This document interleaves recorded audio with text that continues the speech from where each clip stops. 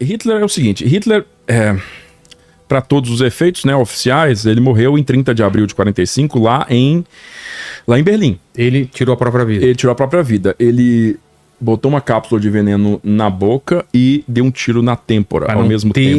Pra não ter dúvida que ele ia passar pro próximo nível. O que é que eles usavam? Cianeto, né? Cianeto. A esposa dele tomou também uma cápsula. Você sabe o que faz o cianeto? Não sou muito. Depois muito vê o que o cianeto faz quando você vê em filme onde de que age. É um negócio rápido, né? Eu sei que, sei lá, deve paralisar o diafragma e o cara não respira mais. Sei lá, sei que a morte é rápida, né? Mas vamos lá. O que acontece? Quando você quer dizer que uma pessoa morreu e você quer provar que uma pessoa morreu, você precisa do quê? O corpo. Você precisa de um corpo. Do contrário, a pessoa não é morta, ela é desaparecida. Desapareceu. Famosa sem corpo, sem crime, né? Então, rapidinho aqui, ele impede as células de usarem o oxigênio, causando um apagão interno rápido do cérebro e do coração. Tá. Não usem cianeto, então. Não use. Não tomem esse negócio aí. Então é o seguinte. Daí, o que aconteceu nos dias seguintes foi que os russos entraram no bunker, encontraram um dublê de corpo do Hitler. Isso é verdade. Verídico. Será que tem foto disso? Tem foto. Como que ele procura dublê de corpo do Double. Hitler Double 1945. Aí você vai ver as fotos do dublê de corpo, que os russos, inclusive, tiram foto ali. Inicialmente eles acham que depois eles já percebem que aquilo não era verdadeiro. E aí eles... O que é comum, né? Ditador ter tem os seus dublês. Dublê é meio comum. Até aquele filme do Sacha Baron Cohen lá tem. O ditador que chama, né? É o ditador. Maduro deve ter, né? Maduro deve ter. Pode... Daí, cara, eles dizem que os soviéticos, então, conseguiram encontrar os... Esse é o dublê. Esse é o dublê. Que foi morto também? Foi. Na dúvida, né, os caras? Não. Eu sou dublê. Tá bom. Então. Não, na real não. Ele já foi encontrado morto, né? Ah, tá. Aí os soviéticos encontraram o que é oficialmente dito. Os soviéticos encontraram os restos mortais dele chamuscados do Hitler. Os restos mortais de Eva Braun, Hitler e Blonde, a cadela, o pastor alemão. Os três foram queimados juntos, né? Semi-queimados, né? Como é que chama o termo? Quando você quer queimar o corpo, quando... Cremado? Cremado, sempre não aqui, né? Cremado. Tá bom, enfim. Tá. Quando você queima, mas você não consegue terminar o processo, ainda sobra muita coisa ali. Aí, esses restos mortais foram então carregados. Cara, tem até um filme recente russo que conta essa história, né? Que eles pegaram o corpo e aí foi um destacamento pequenininho de osso, tinha pele ainda, falam? Não, é osso com os restos de carne queimada. Tá. Né? Carbonizados, exatamente. Então, esses restos teriam sido levados, se não me falha a memória, tá? Para o leste da Alemanha, em Magdeburg, onde olha aí. Nossa, bem ruim a foto, mas essa seria o que restou. Mas dá pra fazer exame de DNA, né? Pô, dá, Não, sim, DNA, mas assim, você conseguiria fazer uma identificação. Arcada dentária. Né? Outros sinais que tivesse no corpo, sei lá. Mas, enfim, os restos mortais teriam sido levados para Magdeburg, enterrados na sede da KGB em Magdeburg. Na época ainda chamava NKVD. Aí, posteriormente, KGB, e aí em Magdeburg foram enterrados e por ordem de Yuri Andropov, que era chefe da KGB em 1970, esses restos mortais teriam sido, então, exumados e completamente cremados, completamente destruídos, né? E, então, esses restos mortais foram espalhados lá por um rio, na região lá, não me lembro o nome do rio. E a história terminaria aí, exceto por 2 fragmentos, que misteriosamente são os 2 fragmentos que hoje se encontram nos arquivos de Moscou. né, o pedaço da mandíbula e o pedaço da têmpora, justamente com um buraco de bala. Mandíbula e têmpora. Isso aí ficou nos arquivos em Moscou até 1991, queda da União Soviética, ninguém sabia que isso estava lá, estava segredo de Estado. Com a abertura dos arquivos soviéticos, foi revelado que eles tinham isso, e aí um pesquisador do Massachusetts Institute of Technology, o MIT, foi lá, no começo ali dos anos 90, né, em primeira metade, 93, 4, alguma coisa assim, e fez lá uma coleta de material genético nesses restos mortais e levou para o MIT para fazer uma análise de DNA, né, fazer um esquema lá, análise genética. Isso. Daí, este exame desse cara reportou que eram restos mortais de uma mulher. Que não seria de um Hitler, né? Isso levantou uma dúvida muito grande. E jogou gasolina em cima de uma fogueirinha que já estava bem baixa, que era a história de que Hitler teria fugido para a Argentina. Né? Essa história existia desde a época, como conversinha fiada, conversa de boteco. O FBI investigou isso de verdade, porque existem documentos que provam isso. Então, a alternativa seria o seguinte. Você diz para todo mundo que que você morreu em Berlim, fornece ali umas provas de restos mortais indistinguíveis, mas mesmo assim são restos mortais. Ninguém sabe fazer exame de DNA, né? Ninguém sabe que isso existe na época, então isso não é um fator. E você tira o Hitler de lá e leva ele para algum lugar. Como? Vamos lá, como? Teria como sair de Berlim na segunda quinzena de 1945, segunda quinzena de abril de 1945? É possível. É muito difícil. Depois que o cerco fechou, ali por volta do dia 22, 23 ou 24 de abril, né, o cerco no oeste da cidade fechou,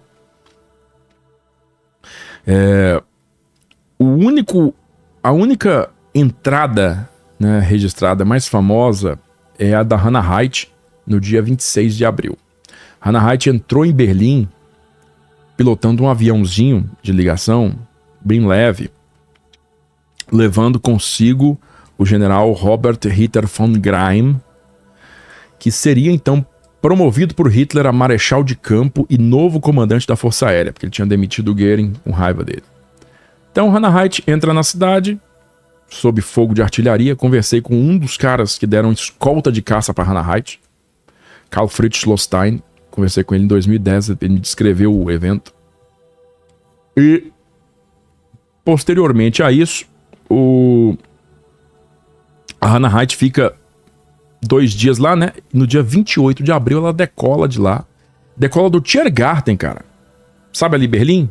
Já foi, né? Já. Berlim, não tem um portão de Brandeburgo? Sim, sim. Não tem um jardim dos animais? Aquele jardinzão, aquela florestinha interna lá, chama Tiergarten. Aquela avenidona lá, que chega no portão de Brandeburgo, entre a coluna dourada lá do Siegessäule e o portão de Brandeburgo, tem aquela avenida grandona, sim. Ela decolou dali. Então ela decolou dali no meio da chuva de artilharia e saiu da cidade com o Greim no banco de trás. Bom, Hannah Height termina o livro autobiográfico dela com uma frase, com uma indagação dizendo assim: teria eu retirado Hitler de Berlim? Ela publica esse livro, não me lembro se nos anos 60 ou nos anos 70, e ela morre em 79, ela morre de um ataque cardíaco. Ela já era senhorinha, mas não estava final de vida ainda não, ainda tinha algo para dar ainda. Mas aí a possibilidade, o que se cogita é o seguinte: caso Hitler fosse retirado de Berlim, né, você cria toda uma historinha fake lá do que aconteceu depois, né, que ele entrou para dentro do quarto dele e se matou com a esposa dele, a Eva Braun, né, mas na verdade ele poderia ter sido retirado de avião de Berlim, especulando já. E aí essa aeronave vai pousar ao norte, fora do cerco russo, ou vai direto para Noruega. Porque a Noruega ainda está sob controle dos alemães e não existe invasão aliada da Noruega. A Noruega fica sob controle dos alemães até que a Alemanha se rende em definitivo e os primeiros aliados vão chegar lá para tomar o controle dos alemães. E na Noruega já está operando diversas flotilhas de submarinos já há muito tempo. Os submarinos, a grande maioria deles, foram tirados lá da França ainda em 44 e levados para a Noruega.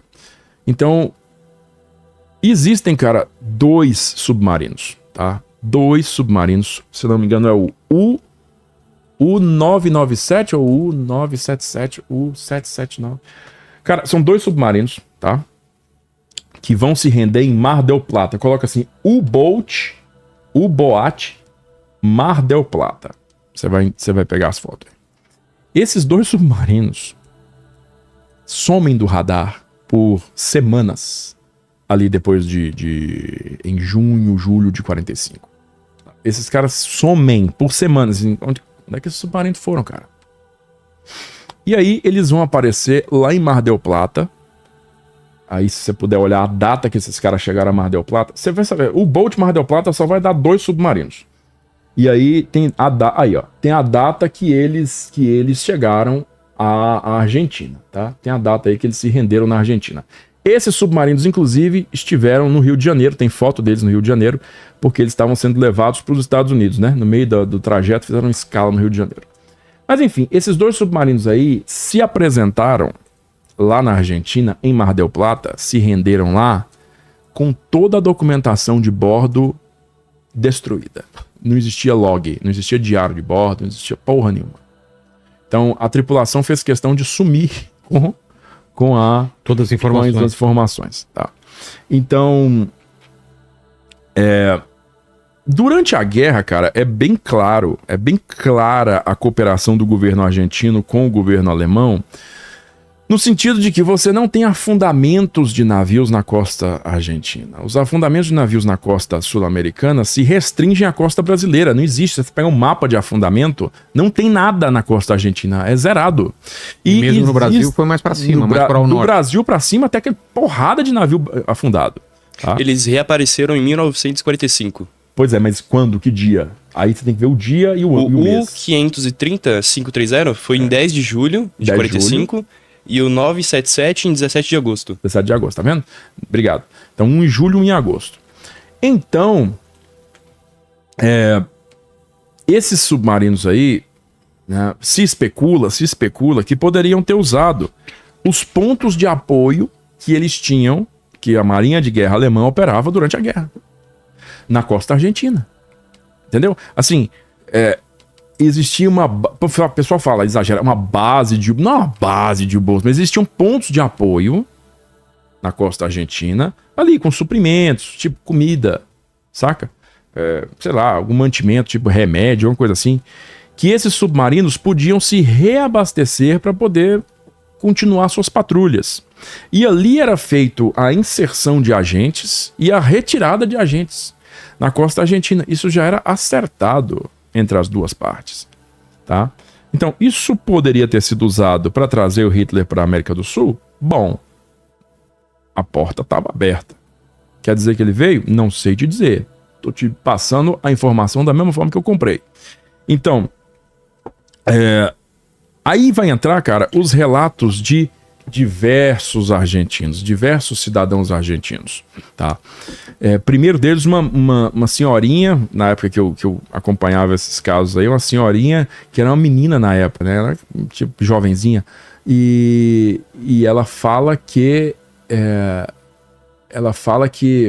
ela viu esse comboio de carros certo dia, e que esse comboio de carros uma estrada meio desértica, assim, sul da Argentina, Patagônia. Sim. Mesmo ali.